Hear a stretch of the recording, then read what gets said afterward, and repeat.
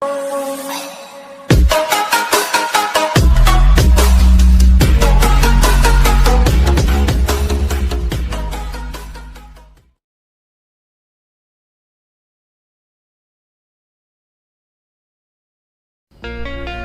আমি কথা পাতিম পৃথিৱীৰ আটাইতকৈ জনপ্ৰিয় ফুটৱেৰ কোম্পানী বাটাৰ বিষয়ে। এই কোম্পানী কাহিনী আৰম্ভ হয় 1894 চনত জেলিন চহৰত।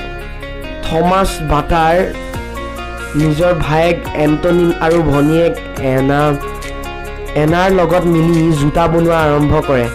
থমাছৰ কেইবাটাও পুৰুষৰ ধৰি মুচিৰ কাম কৰি অহাৰ বাবে এই কামটো তেওঁলোকে ভাল পাইছিল।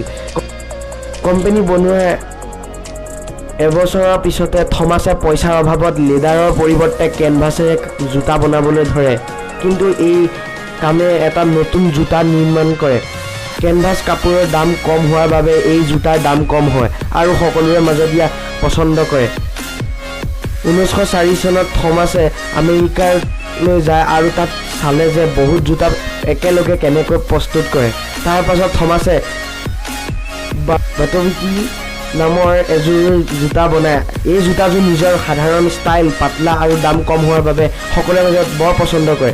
কিন্তু কিছু বছৰ পিছত থমাছৰ ভায়েকে এণ্টনিৰ মৃত্যু হয় আৰু তেওঁ ভনীয়েকেও বিয়া হৈ গুচি যায়। তেওঁ আৰু কেইজনমান ভায়েকৰ এই ব্যৱসায়ত অন্তৰ্ভুক্ত কৰে। তাৰ পিছত দ্বিতীয় বিশ্বযুদ্ধৰ সময়ত বাটাই সেনাবাহিনীৰ বাবে বহুত জোতাৰ অৰ্ডাৰ পায়।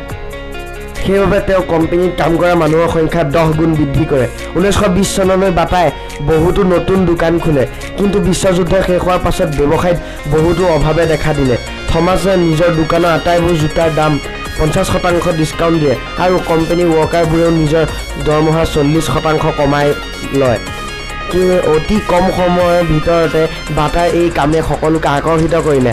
আধা দামত সকলোৱে জোতা ক্ৰয় কৰিবলৈ ধৰিলে। কিন্তু আৰু কিছুদিনৰ ভিতৰতে বাটা পৃথিৱীৰ আটাইতকৈ ডাঙৰ ফুটৱেৰ কোম্পানী হৈ গ'ল। বৰ্তমান সময়ত ইয়াৰ ষ্ট'ৰ 70খন দেশত অৱস্থিত আৰু মুঠ দোকানৰ সংখ্যা 52,000খন। এই সকলোৰে হেডকোৱাৰ্টাৰ ছুইজাৰলেণ্ডত অৱস্থিত। অৱশেষত থমাছ বাটাৰ 1932 চনত মৃত্যু হয়।